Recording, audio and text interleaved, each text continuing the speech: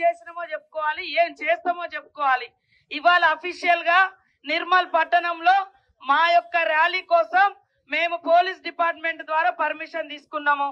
మరి 6 నుంచి 9 గంటల వరకు, ఇంకా 9 కూడా కాలేదు. మా యొక్క ర్యాలీకి విరుద్ధంగా ఒక ప్రజాప్రతినిధిగా ఉంటూ ఒక విచ్ఛిన్నకరంగా ఒక విద్వేషాన్ని సృష్టించే విధంగా ఇక్కడ గెలిచినటువంటి ఎమ్మెల్యే గారు మా ర్యాలీకి ఆపోజిట్ గా వెహికల్ తీసుకొచ్చి మా బండ్ల మీద వాళ్ళ పూలేయించడం, మా మా మా బండ్లకు ఎదురుగా వాళ్ళ వెహికల్ తీసుకొచ్చి ఇలా ఇంత దుర్మార్గంగా వ్యవహరించవచ్చా? వాళ్ళకి అసలు పర్మిషన్ కూడా లేదు. ఒకవేళ వాళ్ళకి పర్మిషన్ ఇచ్చుంటే మేము వెనకకు తప్పుకుందాం.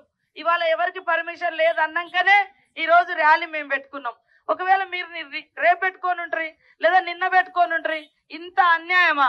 మనం పట్టణంలో ఉన్నామా, అడవులలో ఉన్నామా, సముద్రంలో ఉన్నామా, ఎక్కడున్నాం? మనుషుల మధ్య ఉన్నామా, మరి మాకుల మధ్య ఉన్నామా? నిర్మల్ పట్టణ ప్రజలు, ఈ యొక్క పార్లమెంట్ ప్రజలు, రాష్ట్ర ప్రజలు ఆలోచించాలి.